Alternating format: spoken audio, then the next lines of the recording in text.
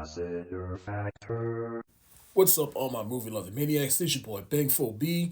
Over the weekend, me and some co-workers, we got together for a movie night, which is something we all like to do at least once every month. And the movie that was chosen was Panic Room, which came out in 2002. I remember rewatching it for its 20th anniversary and enjoyed it then. And I don't know, it's just something about this movie. Every time I revisit it, I just enjoy it more and more because I do remember watching it on HBO and Cinemax back in the day and enjoyed loving it then. And I just have even more of appreciation for it now, knowing that it's made by David Fincher. And though it's not as good as some of his other films, I do admire what he was going for. It was just a simple, fun little thriller right here.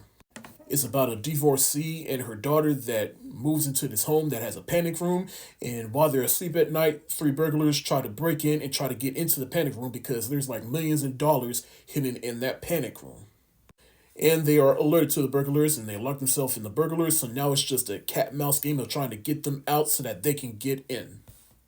I'm telling you, every time I revisit this movie, I forget about how good and entertaining it is. I just love how it builds on tension, it builds on the stress, and like I said, it literally is a cat and mouse game. Like one moment, like the burglars, they get the idea to like, hey, let's gas them with the propane tank, and then Jodie Foster, who's the mother in the movie, she gets the idea like, all right, y'all want to gas us? Fine, I'll set a lighter and basically burn the whole house down, or at least try to burn the whole house down. It's like one party they take one step forward and then two steps back, and then the other party they take one step forward and then two steps back. And you gotta admire the cast in this movie. I mean, you got Jodie Foster, a young Kirsten Stewart years before she did Twilight, Forest Whitaker, Jared Leto, over a decade before he was the Joker in Suicide Squad, and then you got Stephen Yoakum, correction, Dwight Yoakam. I deeply apologize. But you just have all these different characters with their own personalities and their own motives, particularly the burglars. Forrest Whitaker, he's the quote unquote good one that just wants to get the money and get the fuck. And then Jared Leto, he's the naive one that just put this whole plan together. And then Dwight Yoakam, he plays Raul. He's basically the unstable one. He's the only one that bought a gun and is ready to unalive someone if he has to.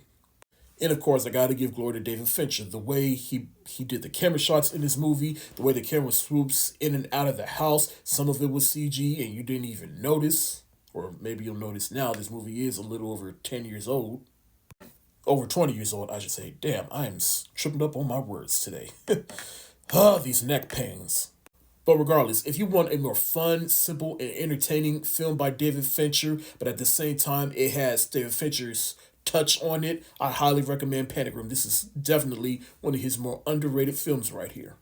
I don't remember what I gave Panic Room when I revisited it for its 20th anniversary, but as of right now, Panic Room to me gets the hands up emoji because it is definitely a masterpiece.